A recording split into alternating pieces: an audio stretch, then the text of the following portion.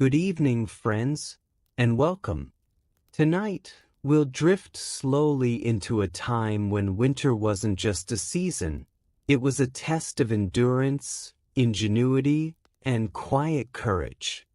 A time when families gathered close, when the walls between survival and comfort were made of logs and determination, when sleep itself was an art learned through necessity.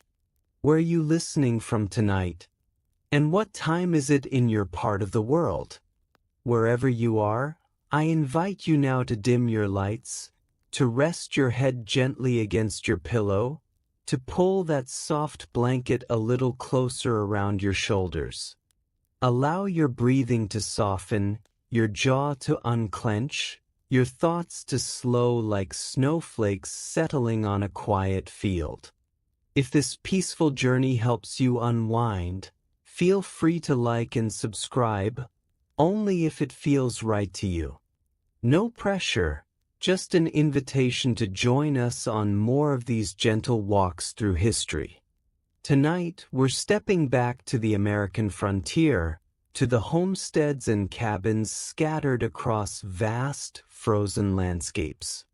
We'll explore how families, ordinary people with extraordinary resilience, found warmth, rest, and even comfort in the depths of winter. We'll discover the small rituals that made sleep possible when the wind howled and the frost crept through every crack. And we'll find, perhaps, that their solutions were simpler and more human than we might imagine. So breathe deeply. Let your eyes grow heavy, and let me share with you the quiet story of surviving the cold. Let me take you to a November evening in 1837, somewhere in the wooded hills of western Pennsylvania. The sun has already dipped below the ridge, and the temperature is falling fast. Inside a one-room cabin, barely 20 feet on each side, a family of 6 is preparing for the night ahead. The father, Thomas, presses his hand against the chinking between the logs, feeling for drafts. His wife, Margaret, stirs a pot of cornmeal mush over the fire, adding a precious spoonful of molasses, a sweet luxury saved for cold nights when spirits need lifting. The cabin smells of wood smoke and something else, something almost comforting. The earthy scent of clay and moss packed between timber, the faint tang of linseed oil rubbed into the floorboards, the ghostly sweetness of dried apples hanging in cloth sacks from the rafters. This is the architecture of warmth, built not just with hands but with knowledge passed down through generations who understood that winter was not an enemy to be fought, but a season to be respected and prepared for. Thomas checks the door again, running his fingers along the leather hinges he fashioned himself. In these years, before mass-produced hardware reached the frontier, every element of shelter required thought and improvisation. The door itself is made of split logs, each piece fitted so tightly that barely a whisper of wind can find its way through. Along the bottom edge, Margaret has sewn a long tube of fabric, filled with sand and wood shavings, that lies across the threshold like a sleeping cat, blocking the draft that would otherwise steal the warmth from their feet all night long. It's surprising how such a small detail shaped an entire era of frontier survival. That simple draft stopper, sometimes called a door snake, made the difference between a tolerable night and one spent shivering until dawn. Families took pride in these small inventions, decorating them with whatever scraps of colorful fabric they could spare, turning necessity into something almost cheerful. The windows, and there are only two, are small by our standards, no more than 12 inches square. Glass was expensive and fragile, a luxury that took years to afford and could shatter with one careless blow or a severe frost. So Thomas had stretched oiled paper across the window frames when they first moved in 3 years ago, and only last spring did he trade a month's worth of split-rail fences for 2 precious panes of actual glass. Now, as darkness falls, Margaret hangs heavy quilts over both windows, creating another layer of insulation between the family and the night. Inside this carefully sealed space, the temperature is perhaps 50 degrees, cold by our modern expectations, but positively tropical compared to the 10 or 15 degrees outside, and certainly bearable when you're moving around doing evening chores. The fire is the heart of everything, built in a stone fireplace that Thomas and his 2 older sons constructed during their first autumn here, carrying river stones up from the creek bed over the course of 6 back-breaking weeks. Now let me tell you something that might make you smile. Frontier families often baked what they called night cakes in the evening, simple flatbreads made of cornmeal, salt, and whatever fat was available, sometimes flavored with wild herbs or the last precious pinch of cinnamon. These weren't just food, they were portable warmth. Wrapped in cloth and placed at the foot of the bed, they held heat for hours, slowly releasing their warmth through the coldest part of the night. And yes, by morning they were cold and rather hard, but they also became breakfast, softened in warm milk or crumbled into morning porridge. Nothing wasted, everything serving double duty. Margaret has made such cakes tonight, and the children, ranging from little Edmund, who is 4, up to Sarah, who is 14, watch them bake with the kind of anticipation we might reserve for holiday treats. There's no sugar in these cakes, but there's comfort in their familiar smell and the promise of warmth they represent. The walls themselves are thick with intention. After the initial logs were raised and chinked, Thomas added an inner layer during the second winter, thin boards spaced an inch away from the logs, creating a pocket of trapped air that serves as insulation. In that narrow gap, he stuffed dried grass, moss, even strips of bark. It's not perfect. No frontier cabin was ever perfectly warm, but it's enough. Enough is often all we need, isn't it? Above their heads, the loft where the older children sleep is accessed by a simple ladder made of saplings. Heat rises, and the loft stays noticeably warmer than the main floor, though it's also lower and more cramped, with barely 4 feet of clearance at the peak of the roof. But for Sarah and her brothers, it's their space, their small territory of independence, and they've made it cozy with their shared body heat and the extra quilts they pull up the ladder each night. The floor, which started as packed earth, now has a covering of split logs, what they call puncheon flooring, with the flat side up.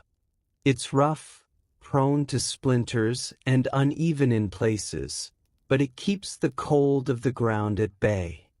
Margaret has made braided rugs from every scrap of worn-out clothing, creating islands of relative warmth where feet can rest without touching the cold wood directly. As evening deepens, the family eats their supper, the cornmeal mush, some dried venison rehydrated in broth, and bread made from wheat flour, a rare treat that Margaret has saved for this first truly cold night of the season. There's butter too, stored in their small root cellar where it stays cool but not frozen. The savory richness of butter on warm bread is something the children savor slowly, knowing it might be weeks before they taste it again. After supper, there's the ritual of preparing for sleep. This isn't a quick brushing of teeth and climbing into bed. This is a careful orchestration of staying warm through the 12 or 13 hours of darkness ahead. Thomas banks the fire, covering the hot coals with ash to slow their burning, ensuring that embers will survive until morning when they can be coaxed back to flame, far easier than starting a new fire from scratch in the cold dawn. Margaret heats stones in the fire, large smooth river rocks that have been tested over time and won't crack from the heat. These go into the beds wrapped in old towels, replacing the night cakes as the primary source of warmth. The stones will stay hot for 4, maybe 5 hours, long enough to help everyone drift into sleep and through the coldest pre-dawn hours. There's something deeply comforting about this part of the story, isn't there? The deliberate preparation, the care taken, the small rituals that transform a cold cabin into a place where sleep is possible, even welcome. These frontier families weren't just surviving. They were creating the conditions for rest, for dreams, for the restoration that lets you face another day. As your own body relaxes deeper, imagine the feeling of that warm stone at your feet, wrapped in cloth, radiating steady heat. Imagine the quiet sounds of a family settling in, the soft murmur of a parent's voice, the rustle of quilts, the creak of rope beds taking weight. And now, allow your mind to float gently into the next chapter, where we'll discover what those beds were really like, and how families stayed warm through the deepest hours of winter nights. The bed in a frontier cabin was not the simple piece of furniture we might imagine. Let me describe it to you slowly, carefully, so you can picture every detail as your own breathing grows quieter and your thoughts begin to drift. 4 posts, usually made of whatever hardwood was available, oak, maple, ash, each roughly shaped with an axe and smoothed by hand with a drawknife. These posts stood about 2 feet high, creating a frame that kept the sleeping surface off the cold floor. Between these posts, Thomas had drilled holes, and through these holes he'd woven rope, good hemp rope when he could afford it, or rope he'd twisted himself from plant fibers in leaner times. This rope formed a lattice, crisscrossing back and forth, creating a slightly flexible surface. It needed to be tight. There was even a saying, "Sleep tight," which referred quite literally to keeping the rope bed taut. Over weeks and months, the rope would stretch and sag, and someone would need to take the bed key, a simple wooden rod, and turn it through the rope, tightening everything back up again. This was often a Saturday chore, done with the same regularity as sweeping or churning butter. On top of this rope lattice went a tick, a large sack sewn from whatever strong fabric was available, filled with whatever was at hand for softness. In autumn, after the harvest, Margaret would empty out the old tick filling and refresh it. If they were fortunate enough to have sheep, the filling might be wool, warm, resilient, somewhat lumpy but treasured. More often, especially in the early years of settlement, the tick was filled with corn husks, dried grass, straw, or even pine needles.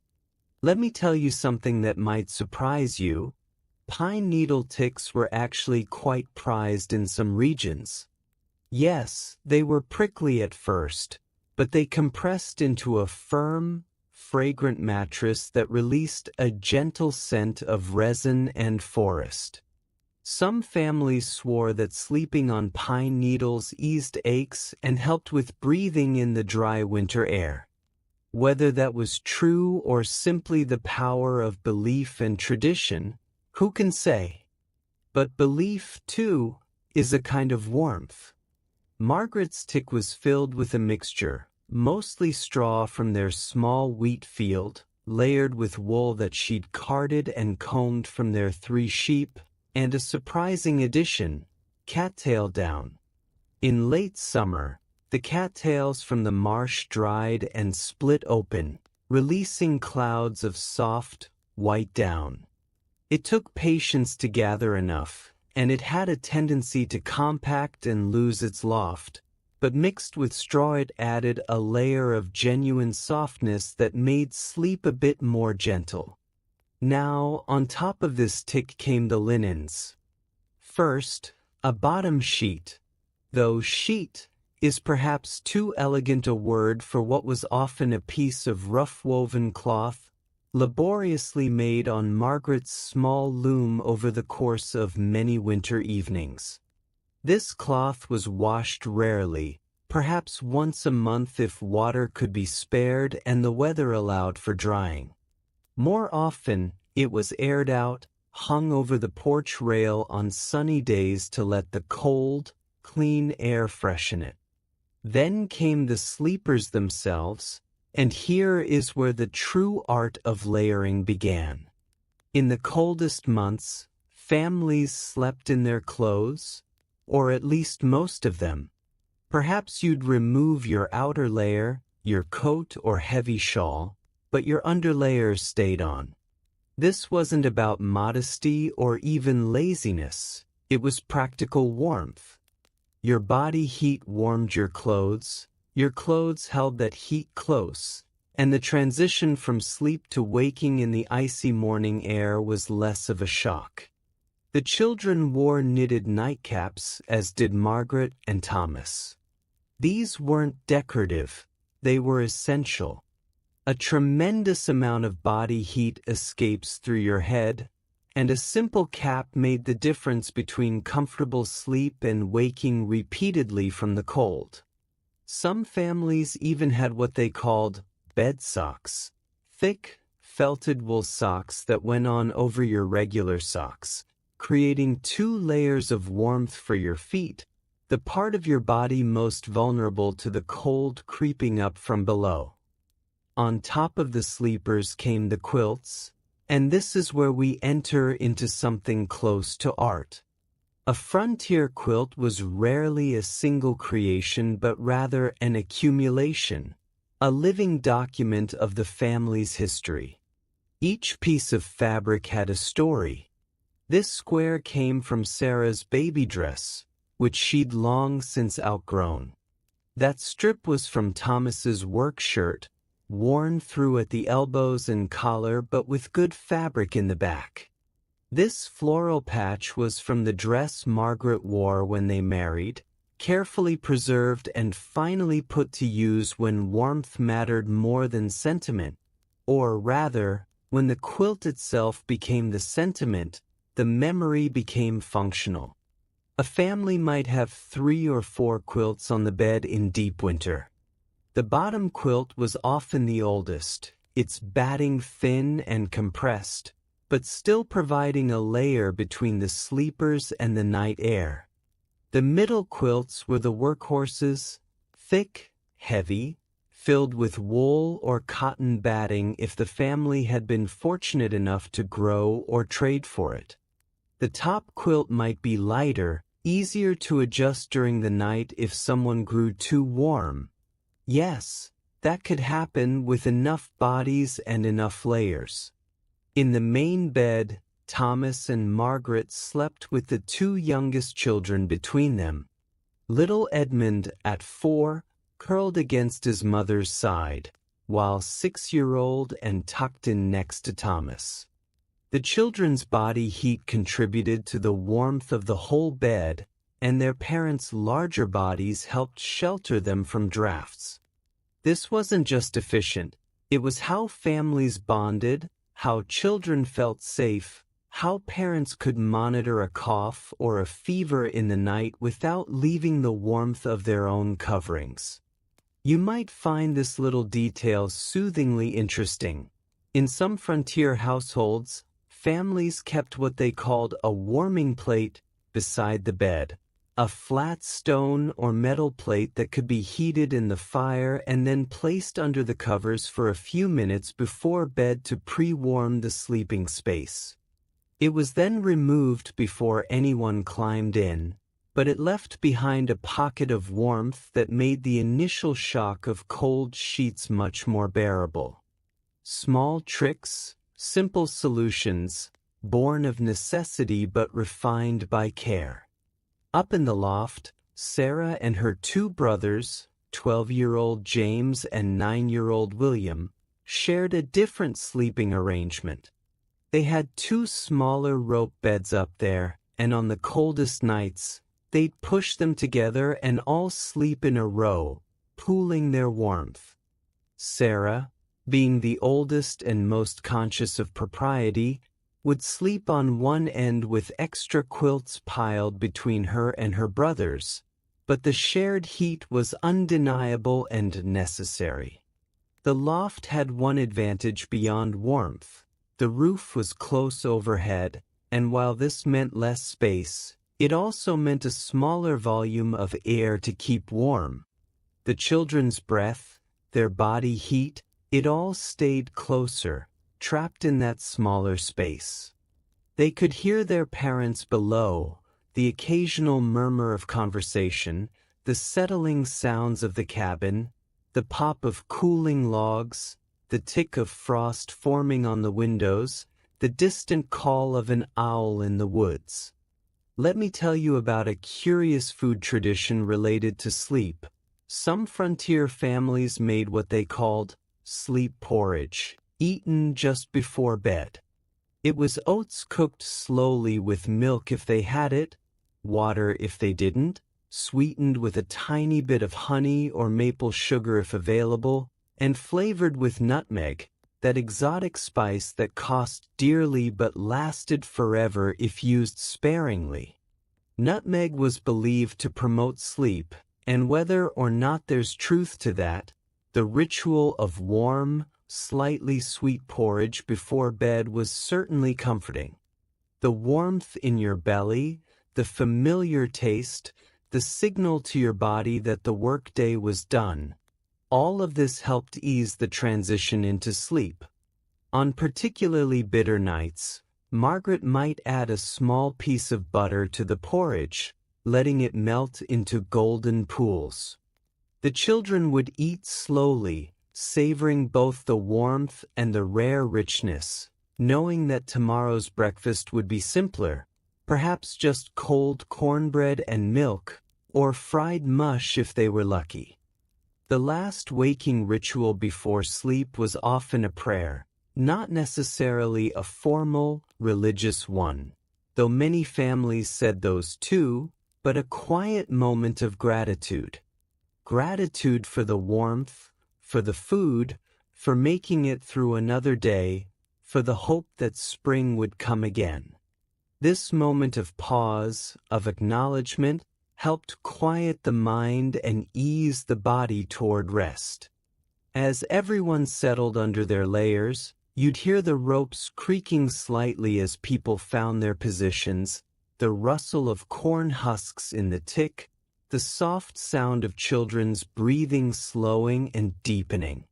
Thomas might reach out and squeeze Margaret's hand beneath the quilts, a silent communication of affection and partnership. Sarah might whisper a last goodnight to her brothers before pulling her quilt up to her chin. And then gradually quiet, not perfect silence. The fire still breathed in the hearth, the wind still found ways to sing through the smallest gaps in the chinking. The cabin itself still spoke in the language of contracting wood and settling stone. But human quiet, the stillness of a family at rest. There's something deeply comforting about this part of the story, the layers of warmth and care, the simple effectiveness of rope and fabric and human closeness. These frontier families understood something essential, that warmth is both physical and emotional, that comfort comes from preparation and presence, that sleep is not just the absence of waking but a state you create with intention. As your body relaxes deeper, feel the weight of your own blankets, the softness of your pillow, the security of your own rest. You're safe, you're warm, and sleep is very near now. And now, allow your mind to float gently into the next chapter, where we'll explore what happened in the depths of night, when the fire burned low and the cold pressed closest. There is a particular quality to the deep middle hours of a winter night, somewhere between midnight and dawn, when darkness feels absolute and the cold is at its deepest. Let me walk you through those hours as they might have been experienced in that Pennsylvania cabin in the winter of 1837. Thomas wakes first, as he usually does, sometime around what he estimates is 2 in the morning, though time is measured more by feeling than by any clock. The cabin is darker now than when they went to sleep. The fire has burned down to a soft red glow, barely illuminating the room. He can see his breath when he exhales, a pale ghost in the dim light. The temperature has dropped inside the cabin, probably down to the low 40s, maybe even into the 30s near the walls and floor. This is the moment every frontier head of household anticipated and planned for, the middle night fire tending. To let the fire go completely out would be disastrous. Not only would they wake to a freezing cabin, but they'd have to restart the fire from scratch using flint and steel, a process that could take 15 or 20 minutes even in the best circumstances, and much longer with cold, stiff fingers. So Thomas had trained himself to wake in the night, a skill developed over years of necessity.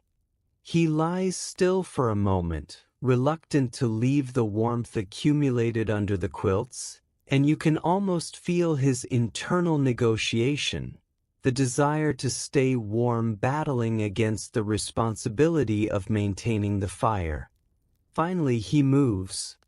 Slowly, carefully, trying not to disturb Margaret or the children, he slides out from under the quilts. The shock of cold air is immediate and bracing. He's wearing his long underwear, his work shirt, his trousers, everything but his boots, and still the cold finds its way through to his skin. He's learned to move quickly but quietly, feeling his way in the darkness toward the hearth. Beside the fireplace, he keeps a candle and striker ready for this moment. It takes him 3 strikes to get a spark to catch on the char cloth, and then he touches the burning cloth to the candle wick. Light blooms, small but sufficient, and now he can see what he's doing. The fire is down to coals, but they're still alive, glowing deep red when he stirs them gently with the poker. This is good. This is what he planned for. He adds small pieces of kindling first, carefully arranging them to allow air flow, and blows gently, steadily, encouraging flame. It takes patience. Blow too hard and you might scatter the coals. Too soft and nothing ignites. But Thomas has done this hundreds of times, and his breath is measured, almost meditative. A small flame catches, then another. He adds slightly larger pieces, building up the structure, and within 5 minutes he has a proper fire growing. Now he can add a real log, one of the split oak pieces he keeps stacked beside the hearth, always ready. The log catches, the flames climb higher, and warmth begins to radiate back into the room. While he's up, Thomas checks the door and windows by feel, running his hand near, but not touching, the cold surfaces, feeling for drafts. He adjusts the quilt hanging over one window, tucking it more firmly into place. He checks the children in the loft. He can hear their steady breathing, all three of them still deeply asleep, and he's satisfied. Here's something you might find interesting.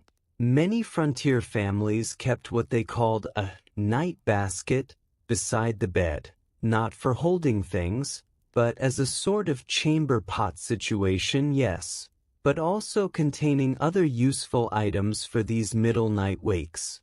A small flask of water, so you didn't have to walk across the cold floor to the water bucket. Perhaps a piece of hard candy or dried fruit, something to ease a coughing spell without having to fully wake and eat. A bit of cloth for wiping a feverish forehead or blowing a nose. Margaret's night basket also contains something unexpected, small pieces of ginger root. Ginger was a treasured item, expensive and hard to come by, but she kept a piece because it helped with nausea, a concern not just because of the possibility of pregnancy, a constant reality for frontier women, but because smoke from a temperamental fire could sometimes upset stomachs in the night. A small bite of ginger, chewed slowly, could settle things. It had a sharp, pungent, oddly warming taste that contrasted dramatically with the cold night air. With the fire built up again, Thomas allows himself a moment just standing there, hands extended toward the warmth, letting his body absorb it before returning to bed. He thinks about the woodpile outside, covered with bark and leather to keep off the snow. He thinks about tomorrow's work. There's always work, even in the dead of winter. He thinks about spring, still months away, but a concept he holds onto like a promise. Then he returns to bed, moving carefully to slide back under the quilts without letting too much cold air in.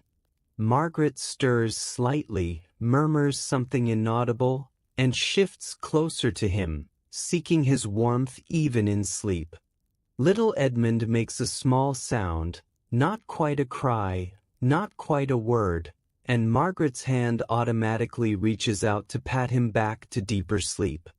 These movements are all automatic, the muscle memory of parenting and partnership. Thomas settles back in, and within minutes, he's asleep again, his duty fulfilled. But let me tell you about the other kind of night waking, the one that happened to Sarah up in the loft. She wakes around 4, needing to relieve herself, a necessity that can't be ignored even in the coldest night. The small chamber pot is kept up in the loft for exactly this purpose, and she uses it quickly, efficiently, trying not to think too much about how cold it is, how her breath clouds in front of her face even up here where it's supposed to be warmer. As she settles back under her quilts, she has 3 of her own, plus she's sharing body heat with her brothers. She notices something magical. There's the faintest gray light beginning to show through the small loft window. Not dawn yet, but the promise of it, and through that window she can see snow falling. Not a storm, just a gentle, steady snowfall, flakes drifting down in the still air, visible against the dark woods beyond. She watches for a few minutes, mesmerized by the quiet beauty of it, and thinks about something her mother told her once, that every snowflake is different, unique, a small miracle of ice and air. It seems impossible but also perfectly true at this moment. She thinks about how the snow will cover everything by morning, how it will muffle sound and make the world clean and white, how she'll need to help her father shovel a path to the woodpile and the privy. But she also thinks about how beautiful it is, how peaceful, and she feels a rush of something that might be happiness or contentment or just the simple acknowledgement that she is alive, she is here, she is warm enough, and tomorrow there will be work but also the small joys. Maybe her mother will let her help make bread, maybe there will be a moment to read from the one precious book they own, a collection of folk tales that Sarah has read so many times she knows most of them by heart. Let me share a curious detail about winter food traditions. On the very coldest nights, some frontier families would make what they called midnight mush, essentially cornmeal porridge that was left in a pot at the edge of the hearth, staying just barely warm all night. Anyone who woke cold in the middle hours could take a small bowl and eat something warm without having to cook or even really wake up fully. It was salty rather than sweet, often with a bit of bacon grease stirred in for richness and calories, and it tasted of comfort and care. The idea that someone had thought ahead, had left this small gift of warmth for whoever might need it. There was something loving in that. Margaret had made such a pot tonight, and when Thomas checked on the fire, he'd taken a small bowl for himself, eaten it standing by the hearth, letting the warmth travel down into his belly. He'd thought about waking Margaret to tell her thank you, but decided to let her sleep instead. He'd tell her in the morning, or perhaps he wouldn't need to, perhaps she'd see the empty bowl and know, and that would be enough. The middle hours of night are when the body's temperature drops to its lowest, when sleep should be deepest but can also be most easily disturbed by cold or discomfort. The frontier families understood this instinctively. Everything about their sleeping arrangements was designed to carry them through these hours. The layered quilts, the shared body heat, the bed warmers that still held a ghost of warmth, the careful banking of the fire, the middle night tending. But beyond the practical measures, there was something else, a kind of philosophical acceptance. Cold was simply a fact of winter life, and while you did everything you could to mitigate it, you also accepted that you would be cold sometimes, that this was temporary, that morning would come and with it the opportunity to move, to work, to generate warmth through activity. This acceptance, I think, helped with sleep in a way we might not immediately understand. By not fighting the reality of winter, by working with it rather than against it, these families found a kind of peace. They didn't expect comfort in the way we do: perfect temperature control, uninterrupted sleep, complete absence of discomfort. They expected a challenge, and they met it with preparation and community and quiet determination. As the night progresses toward dawn, the cabin gradually grows lighter. The snow continues to fall outside, building up on the roof, on the windowsills, on the woodpile. Inside, the family sleeps on, making it through another winter night, hour by hour, breath by breath. There's something deeply comforting about this perseverance, isn't there?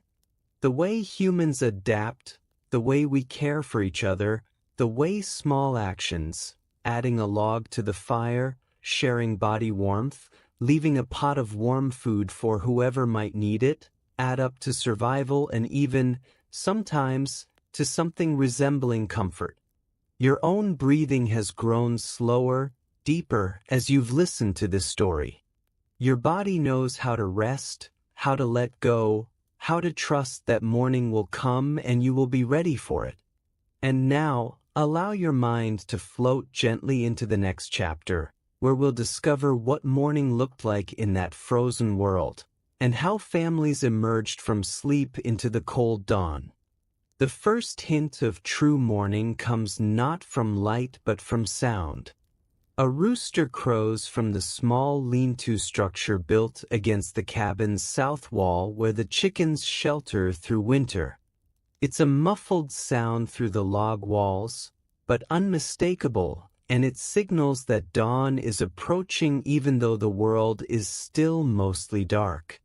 Margaret wakes, as she always does, just before the roosters call, her body attuned to the rhythms of the household. For a moment she lies still, assessing. Edmund is warm against her side, still deeply asleep, and has rolled over at some point and is now pressed against Thomas's back. Margaret can hear the children in the loft. No movement yet, but their breathing is lighter, the quality of sleep beginning to shift from deep to shallow.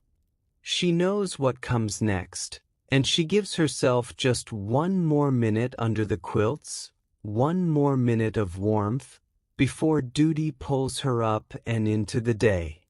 It's a small gift she gives herself, this brief pause between sleep and waking, between rest and work. She thinks about the day ahead. She'll need to make breakfast, check on the food stores in the root cellar, work on the mending that's been piling up, perhaps start preparing the beans that will need to soak for tomorrow's supper. But for this minute, she just breathes and feels grateful for another morning, another day of life together. Then she moves. The cold air hits her immediately, and she gasps slightly despite expecting it. The fire that Thomas tended in the night has burned down again, though not as completely as before. There are still small flames visible, enough to build from without starting over.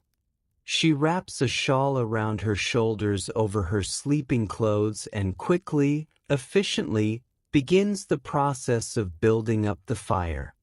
She's faster at this than Thomas, her movements economical and practiced. Within minutes, she has a good fire going, and she swings the iron crane that holds the cooking pot into place over the flames. Into the pot goes water from the bucket. Ice has formed on top overnight, and she has to break through it with a wooden spoon. She adds oats, a precious pinch of salt, and sets it to cook while she moves on to other tasks. Next, she opens the door just enough to reach out and grab an armful of wood from the stack on the porch. The cold air that rushes in is shocking, bitter, and she quickly closes the door again. Snow has drifted against the threshold, the snow Sarah saw falling in the night, and some of it has blown inside. Margaret sweeps it quickly toward the fire where it will melt. Here's a detail you might find interesting. Frontier women often kept what they called a morning basket near the hearth, stocked the night before with items needed to start the day without having to search for them in the cold dawn. This basket held the good tea if there was any. Most mornings it was just hot water with herbs, the little bit of sugar or honey for sweetening the morning porridge, the spoons for serving, perhaps a cinnamon stick that could be added to the pot for flavor and used again and again until it finally gave up its essence entirely. Margaret checks her morning basket now, and finding everything in place, she allows herself a small smile of satisfaction. By now, Thomas is stirring, and the children are beginning to move in the loft. The cabin is slowly coming to life, that particular quality of morning energy building. Thomas pulls on his boots. They were placed close enough to the fire overnight to stay relatively warm, and prepares to go outside to check on the animals and begin the morning chores. Before he opens the door, he wraps a long woolen scarf around his neck and face, pulls on his heavy coat, and positions his hat firmly on his head. Even so, when he opens the door and steps out, the cold is ferocious, and Margaret quickly closes it behind him. Outside, the world is transformed. 6 inches of fresh snow have fallen, covering everything in that particular blue-white light of early dawn. The sky is clearing, and Thomas can see stars still visible in the western sky. His breath comes in great white plumes, and the snow crunches under his boots with that distinctive sound that only happens at the coldest temperatures. He makes his way first to the small lean-to where the chickens roost. The hens have huddled together on their perches, feathers fluffed for maximum warmth, and they regard him with sleepy, resentful eyes when he opens the door, letting in the cold. But they're alive, all 6 of them, and that's what matters. He scatters a bit of grain, corn that he grew and dried himself, and fills their water dish from a bucket, knowing it will freeze again within the hour but giving them a chance to drink while they can. The cow, they have just one, a patient beast named Bess who has been with them for 3 years now, is in a slightly larger shelter, insulated with extra straw. She moos softly when Thomas enters, her breath steaming, and he pats her flank before beginning the process of milking. His fingers are cold and stiff at first, but the warmth of the cow's body and the rhythm of milking gradually warm them. The winter day stretches ahead with its particular combination of beauty and hardship. Thomas makes his way through the snow-covered landscape, following the path he's maintained toward the trap line he set up in autumn. The snow is deep enough that he's wearing snowshoes, frames of bent wood with rawhide webbing, designed by indigenous peoples and adopted by settlers who quickly recognized their genius. Walking on snowshoes is a skill that takes time to learn. At first, it feels awkward, unnatural, the wide frames forcing your legs apart, the risk of tripping over your own feet ever present. But Thomas has been doing this for years now, and his gait is smooth, efficient, the snowshoes distributing his weight so he walks on top of the snow rather than sinking through with every step. The forest in winter is a place of stark beauty. The bare trees stand black against the white ground and gray sky, their branches etched with snow. Occasionally a clump of snow falls from a branch with a soft thump, and a crow calls from somewhere in the distance, its cry sharp and clear in the cold air. Thomas moves through this landscape with attention and respect, reading signs that most of us would miss. The track of a deer, the disturbance in the snow where a fox passed in the night, the way the wind has sculpted drifts against fallen logs. He checks each trap methodically, and this morning he's fortunate. 2 rabbits, frozen solid already but intact, not damaged by scavengers. These will supplement the family's food supply, their meat lean but nourishing, their fur useful for adding to quilts or making small items. He resets the traps carefully, covering them with snow, and moves on. Let me tell you something about winter work that might surprise you. It wasn't continuous, exhausting labor.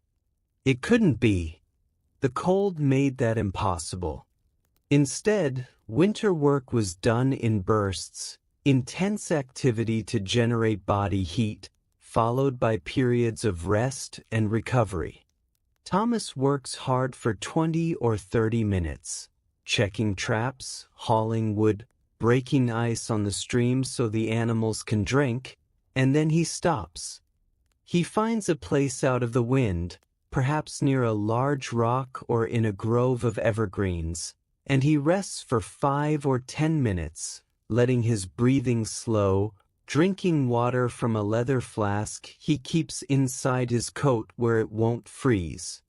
During these rest periods, he might eat a bit of the food Margaret packed for him. Today he pulls out a piece of dried venison, hard as leather but rich with salt and smoke. He chews it slowly, working it with his teeth until it softens, releasing its flavor. It's not exactly delicious, but it's nourishing and there's satisfaction in it.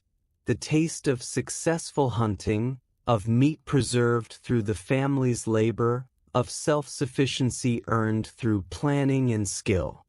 He also has what frontier folk called pocket bread, small, dense cakes made from cornmeal, lard, and salt, baked hard so they would keep for days.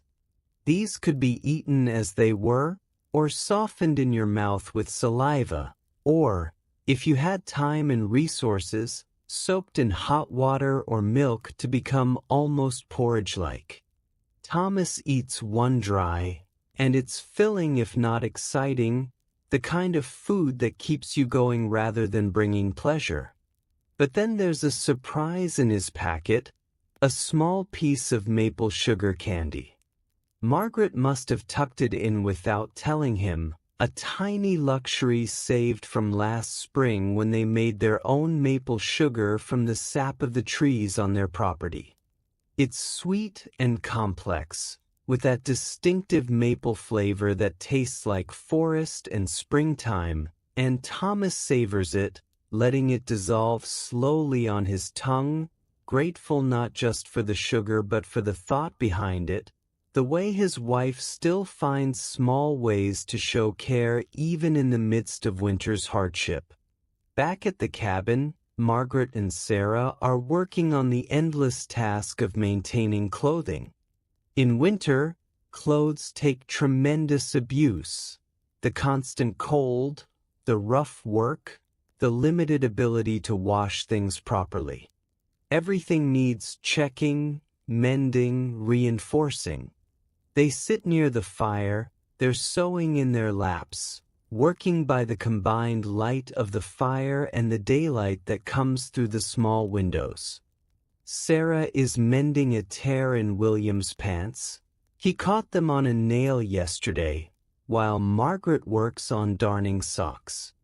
There's a particular skill to darning that Sarah is still learning, how to weave the thread back and forth, creating a patch that's strong but not too bulky, that won't create uncomfortable ridges to rub against your foot inside a boot.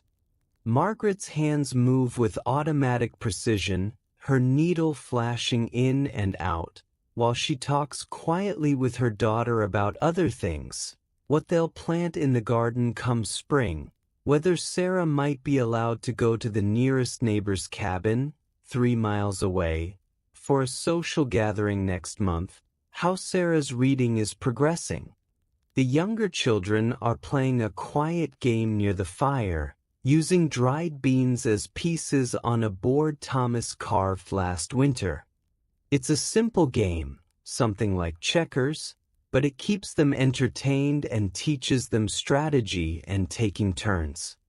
Edmund is too young to really understand the rules, but he likes moving the pieces and impatiently helps him, showing him where he might move next. Let me share a curious detail about indoor winter activities. Many frontier families made what they called busy bags for the children, cloth sacks filled with small objects and activities to keep hands and minds occupied during the long indoor hours. These might contain buttons to sort by size or color, scraps of fabric for making doll clothes, small carved animals, bits of smooth wood to stack, even folded paper for practicing arithmetic or drawing.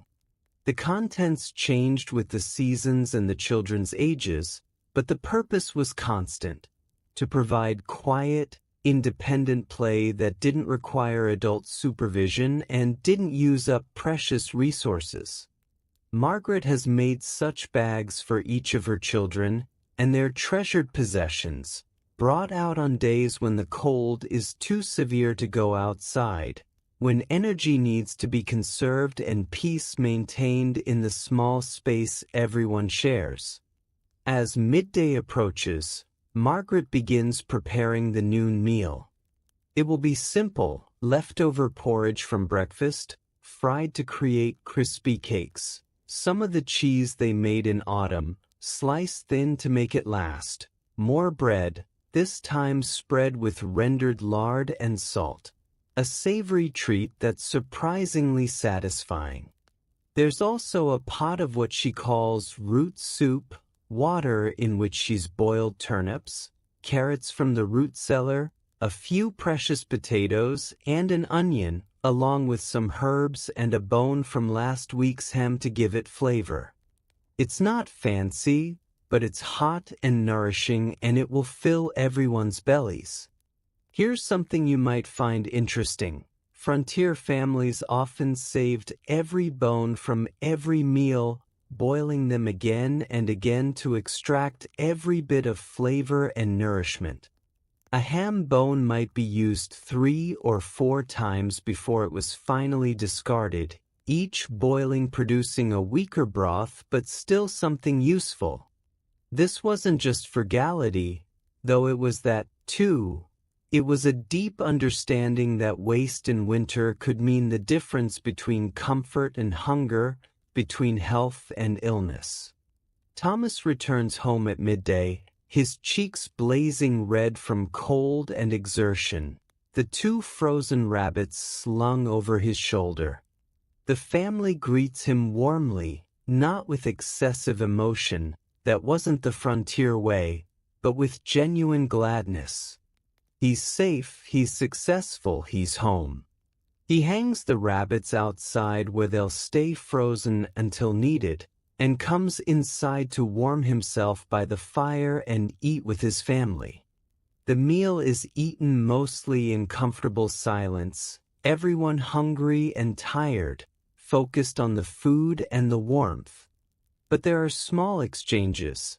Thomas tells about seeing a great horned owl in the woods, and the children's eyes widen with interest. William reports that he saw mouse tracks in the snow near the woodpile, and Thomas nods seriously, acknowledging this as legitimate and useful information. Sarah asks if she might borrow her father's knife to carve a small wooden spoon she's planning, and after a moment's consideration, he agrees, with the usual warnings about safety and care. After the meal, Thomas rests for an hour near the fire. This is expected and accepted, part of the rhythm of winter work. He doesn't sleep exactly, but enters a kind of half-doze, his body recovering from the morning's exertion. Margaret and Sarah clean up from the meal, working quietly to let him rest. The younger children return to their games. Then it's back to work. Thomas heads out again to chop more wood, an endless task because the fire must be fed continuously. Margaret turns her attention to food preparation for the coming days, checking the supplies in the root cellar, which is really just a deep hole dug beneath one corner of the cabin, lined with stones and covered with boards and dirt. She descends the ladder carefully, carrying a candle, and takes inventory. Plenty of turnips still, some carrots, the potatoes running lower than she'd like but probably enough to make it to spring. Dried beans in sacks, cornmeal in a barrel, the precious wheat flour wrapped in oilcloth. Everything needs to be monitored for mice or dampness or spoilage. The afternoon passes in this way. Work, rest, work again. As the light begins to fail, and it fails early in deep winter, by 4 o'clock the shadows are growing long. The family begins to gather back inside for the evening. Thomas makes one final check of the animals, ensuring they have what they need to make it through another night. Margaret begins preparing supper. The rabbit Thomas caught will be stewed slowly overnight at the edge of the fire, ready for tomorrow. But tonight it's beans that have been soaking all day, now cooked with a bit of salt pork and molasses, a combination that's both savory and sweet, hearty and warming. There's also Johnny cake, cornbread made in a skillet, which emerges from the fire golden and slightly crispy on the edges, perfect for soaking up the bean broth. The children eat eagerly, their appetites sharpened by the cold and by the day's activities, even the relatively quiet indoor ones. After supper, there's a brief period of evening activity. Thomas might work on some small repair, a broken tool handle, a hinge that needs attention. Margaret might card wool, the rhythmic scraping of the carders against each other a soothing sound. Sarah might practice her letters, writing on a precious piece of paper or on a slate if they have one, or simply tracing letters in the ash at the edge of the hearth.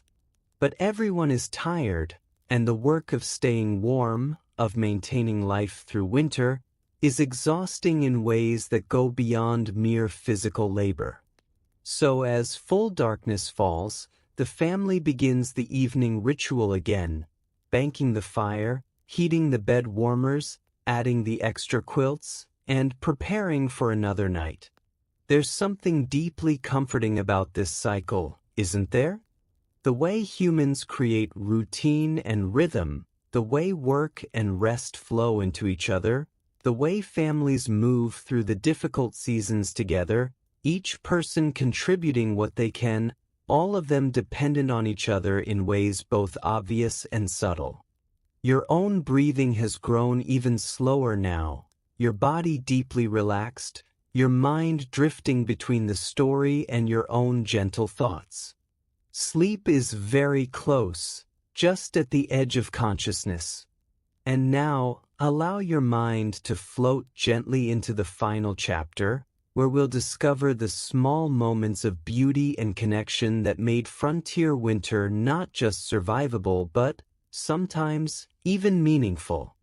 It's late January now, several weeks after we first entered this cabin, and the winter has settled into its long middle period.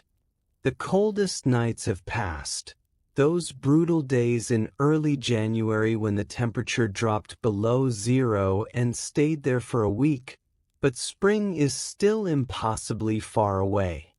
This is the time when winter stops feeling like an interesting challenge and starts feeling like a test of endurance, when even the most stoic frontier family begins to dream of warmth and green and the smell of earth instead of smoke.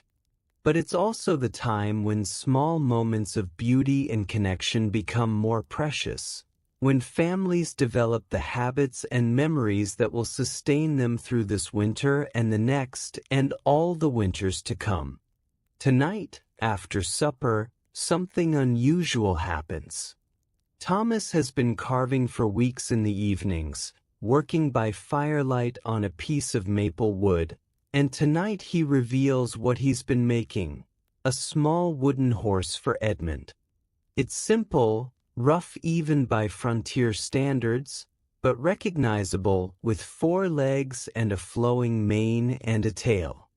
Edmund receives it with a kind of reverent joy, holding it carefully in his small hands, trotting it through the air, making soft horse sounds under his breath.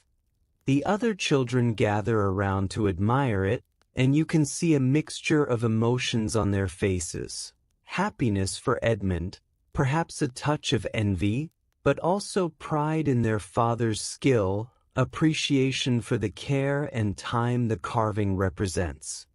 Sarah catches her father's eye and smiles at him, a moment of understanding between them. She knows that there will be something for each of them eventually, that her father is fair and loving, that her turn will come. Margaret, watching this exchange, feels her chest tighten with emotion. She's standing at the fire, stirring the pot of rabbit stew that will be tomorrow's meal, and she has to pause for a moment, overcome by the simple beauty of her husband giving their youngest child a toy, of the other children responding with grace and generosity, of her family being together and whole and safe in this small cabin while winter rages outside. These moments, they don't happen every day. Most days are just work and cold and the repetitive tasks of survival. But when they do happen, They're like small fires kindling in the heart, warmth that has nothing to do with physical temperature and everything to do with why we endure, why we keep going, what makes life worth the struggle. Let me tell you about a tradition that many frontier families developed during the long winter, story nights. Once a week, usually on Saturday evening when Sunday's rest was approaching and spirits could lift a little, families would gather close around the fire and tell stories. These might be fairy tales remembered from childhood, or stories from the Bible, or tales about the old country for families who had immigrated, or increasingly, stories about the frontier itself, about neighbors' adventures, about near disasters averted, about the time the wolf came right up to the cabin door, about the summer the creek flooded and they nearly lost everything. Sarah loves these story nights. She has a gift for remembering tales and telling them with expression, changing her voice for different characters, adding small dramatic pauses. Tonight, she tells a story her grandmother told her years ago, before they moved west, about a girl who found a magical bird in the forest. It's a gentle story, perfect for winter evenings, about kindness rewarded and patience virtuous, and the younger children listen with rapt attention while the fire crackles and the wind whispers around the cabin corners. When Sarah finishes, there's a moment of satisfied silence, and then begs for another. But Margaret intervenes gently. One story, remember? More would be greedy, and besides, it's time to start preparing for bed.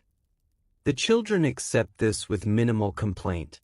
They're used to routines, to boundaries, to the idea that resources, even resources as seemingly unlimited as stories, must be parceled out carefully to make them last through the long season. As the family begins their evening preparations, Thomas goes outside one last time to check on everything. It's fully dark now, and the cold hits him like a physical force. The stars overhead are brilliant, almost frighteningly bright, the way they only get on the clearest, coldest nights. He stands for a moment looking up at them, breathing the sharp air, and feels an odd mixture of insignificance and connection. Those same stars shine over the whole continent, over cities he's never seen and will never see, over other frontier families in other cabins preparing for sleep just like his own. When he comes back inside, he finds Margaret sitting on the edge of the bed, and he sits beside her for a moment before they begin the final tasks of the evening. They don't speak, just sit shoulder to shoulder, sharing warmth, sharing presence. 14 years of marriage have taught them that words aren't always necessary, that sometimes just being beside each other is enough. Here's something curious about frontier sleep traditions. Many families kept what they called a dream book, though this wasn't a book in our sense. It was more often just a single piece of paper or a section of larger paper, carefully preserved, on which family members would occasionally note a particularly vivid or meaningful dream. The belief was that winter dreams were prophetic, that they could tell you about the coming year, about dangers to avoid or opportunities to seize. Margaret has such a paper, tucked between the pages of their Bible for safekeeping. She's written on it perhaps 10 times in 10 years, dreams that felt significant enough to preserve. There's the dream Thomas had before they found this land, about a cabin nestled in trees beside a creek, which turned out to be remarkably similar to what they actually found. There's Sarah's dream from 2 years ago about a bird with a broken wing that she nursed back to health. which Margaret interpreted as a prophecy about Sarah's growing maturity and caretaking nature. Tonight, before bed, William mentions that he had a dream last night about planting corn and watching it grow in fast motion, shooting up toward the sky.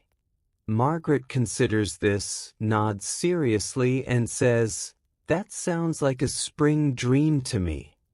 I think it means the planting season will be good this year."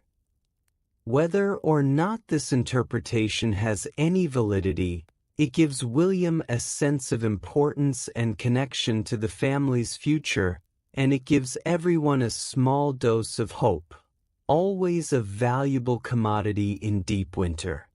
The bedtime routine proceeds as always: fire tended, stones heated, beds warmed, extra layers added. But tonight, perhaps inspired by the wooden horse or the stories or the dream discussion, there's a slight variation. Before the children climb into their sleeping places, Margaret calls them together near the fire and says, "Let's each say one thing we're grateful for tonight." This isn't a regular practice. Margaret doesn't want it to become rote or meaningless, but occasionally she calls for it, and the family responds willingly, and is grateful for the warm porridge this morning. William is grateful for the snow, which is perfect for tracking animals. James is grateful for his brothers and sister, though he says this quickly, a bit embarrassed. Sarah is grateful for the story her father told last week about how he met their mother. Edmund, prompted by Margaret, says he's grateful for his horse, clutching the carved toy. Thomas is grateful for a healthy family, for surviving another winter together. And Margaret is grateful for this moment, right now, all of them together and safe and as warm as they can be. It's a simple exercise, almost too simple, but at this moment it feels profound. The acknowledging of good things, small as they may be, pushes back against the weight of winter, against the hardship and cold and deprivation. It reminds everyone that life contains more than just survival, that there's beauty and connection and meaning woven through even the hardest seasons. As everyone settles into their sleeping places, the children climbing to the loft, the adults and little ones arranging themselves in the main bed, the cabin grows quiet. The fire burns steady, its light dancing on the log walls. Outside, the winter night continues, cold and dark and vast. But inside, there's warmth enough, safety enough, love enough. Let me tell you one final detail about frontier winter sleep. There was a tradition called spring dreaming that some families practiced in the depths of winter. As you lay in bed waiting for sleep, you would deliberately think about spring, about the specific day when you'd first work soil in the garden, about the exact shade of green the new leaves would be, about the smell of rain on warm earth, about the first strawberry you'd taste, tart and sweet and perfectly ripe. The idea was that holding these detailed visions would help call spring closer, would help you endure the remaining cold, and would give your sleep direction and purpose. Margaret practices this tonight. As she lies in the darkness, Edmund warm against her side, Thomas's hand resting lightly on her shoulder, she thinks about her garden. She pictures herself kneeling in the soil, the way it will feel under her knees, slightly damp but warming in the May sun. She imagines planting beans, poking small holes with her finger, dropping in the seeds, covering them gently. She sees the first sprouts emerging, that miraculous green, proof of life and continuity and hope. She thinks about the taste of the first radish she'll pull, peppery and crisp, eaten right there in the garden with dirt still clinging to it. And thinking these thoughts, holding these images, Margaret drifts into sleep, and her sleep is peaceful, untroubled, full of quiet rest. Sarah, up in the loft, is doing something similar. She's thinking about the day she'll be allowed to go barefoot again, about the feeling of grass between her toes, about running, actually running, not carefully walking through snow in heavy boots, but running freely with the wind in her hair. She pictures the blue sky of summer, so different from winter's gray. She imagines swimming in the creek on a hot afternoon, the shock of cold water that's somehow delicious instead of threatening. Even the younger children, not quite understanding the practice but catching its spirit from their parents, think sleepy thoughts of warmth and light and growing things as they drift off. And Thomas, practical Thomas, who usually falls asleep almost the moment he closes his eyes, tired from the day's labor, tonight allows himself a few moments of spring dreaming too. He thinks about working in the field without a coat, about sweat on his brow from heat instead of exertion, about the long evenings when daylight lasts until 8 or 9 o'clock and you can work outside in comfort. He thinks about hearing frogs in the marsh, about the return of songbirds, about the whole world waking up and becoming generous again instead of harsh and demanding.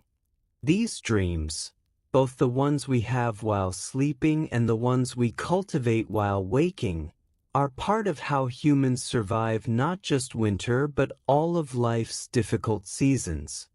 We hold images of better times, we remember warmth when cold surrounds us, we trust that change is constant and that hard times, no matter how endless they feel, are temporary. The cabin settles into its night sounds, the breathing of sleepers, the quiet pop of the fire, the almost inaudible creak of wood contracting in the cold. Outside, the stars will slowly overhead, marking time in their ancient patterns. The temperature drops further, but inside the cabin, the careful preparations hold. The family sleeps on, warm enough, safe enough, together. And in the morning, there will be another day of winter to face, more cold to endure, more work to be done. But there will also be another evening, another gathering around the fire, another night of sleep achieved through preparation and care and the simple determination to keep going. This is how frontier families survived winter, not with grand heroics or dramatic gestures, but with small repeated acts of care, with attention to detail, with the willingness to do what needed doing day after day, with the ability to find meaning and even joy in tiny moments, and with the faith, sometimes tested almost to breaking but ultimately resilient, that spring would come again, that warmth would return, that life would continue. And somehow, despite everything it did, they made it through. Morning after morning, season after season, year after year. They survived, and more than that, they lived, fully, deeply, with love and purpose and the quiet dignity of ordinary people doing extraordinarily difficult things. Thank you for traveling through this gentle piece of history with me. Thank you for allowing me to share these quiet stories of survival and perseverance, of families and warmth, and the simple art of getting through another winter night. I hope you found some peace in these stories, some comfort in the rhythms of frontier life, some restfulness in the slow telling of ordinary days and extraordinary endurance. If you drifted into peaceful sleep somewhere along the way, I'd be glad. That's exactly what these stories are for. And if you're still awake now, I hope you're feeling calm, relaxed, ready to let go and drift into your own rest. If this journey helped you unwind, let me know in the comments. I'd love to hear where you fell asleep, which chapter carried you over into dreams, what small details stayed with you. For now, though, just rest. Close your eyes. Let your breathing slow and deepen. Let the weight of your body sink into your bed. Let your thoughts float away like snow melting in spring sunlight. Sweet dreams, friends. Sleep well. And good night.